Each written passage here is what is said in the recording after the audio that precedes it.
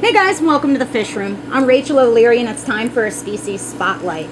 I've seen you guys ask quite a few times for me to showcase some cories, so today we're going to talk about Corydoras pygmaeus, the Pygmy Cory, one of 3 dwarf species available in the hobby. Pygmy cories are absolutely adorable and petite. They max out at just about 1 1/4 inch, which makes them extremely popular for the nano enthusiast.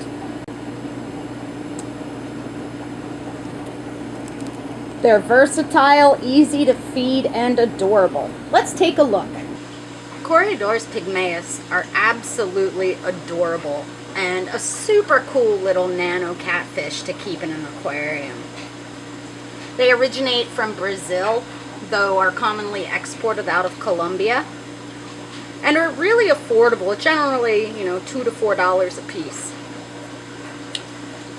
An ideal tank setup would have either sand or fine gravel, a bunch of rootwood or driftwood, perhaps some leaf litter, and if you're doing a biotope, no plants, but they certainly do quite well in a tank with lots of aquarium plants.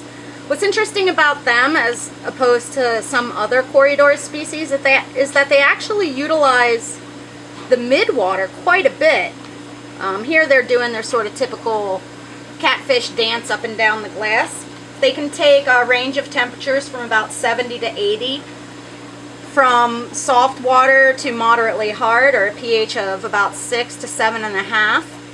They're pretty easy to feed in that they'll take lots of dried foods, pellets, small pellets, crushed flake, but really do best if you offer them a varied diet including some live or frozen foods like microworms, daphnia, or frozen baby brine or fresh baby brine.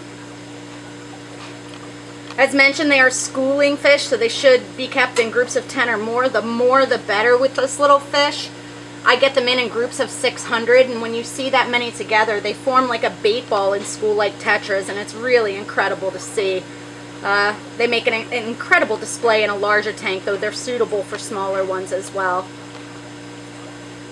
I like to keep them in a display with fish like ember tetras, ruby tetras, green neons, or other small South American tetras. The females at maturity are noticeably fatter, bigger, and broader than the males.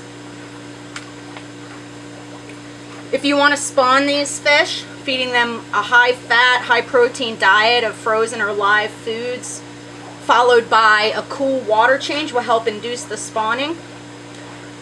They tend to lay their eggs closer to flow, so increasing your oxygenation can also encourage them to spawn. You'll see the males chasing females like crazy. Ideally, you would have 2 males to every female for spawning. They do it in a typical T position.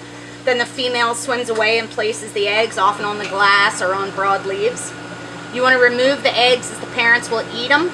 They'll hatch in about 3 to 5 days and do best if raised on a thin layer of sand. It seems to help prevent having disease or issues in the young.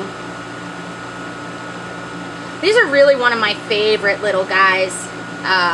They're very forgiving, adorable, affordable, and just all around great little fish. Thanks for watching. Make sure you stop by my Facebook page as well as my website, MsJinx.com, where you can find my upcoming speaking engagements, my current stock list, and information on all things nano. Let me know in the comments if there's any particular species or topics you'd like for me to discuss.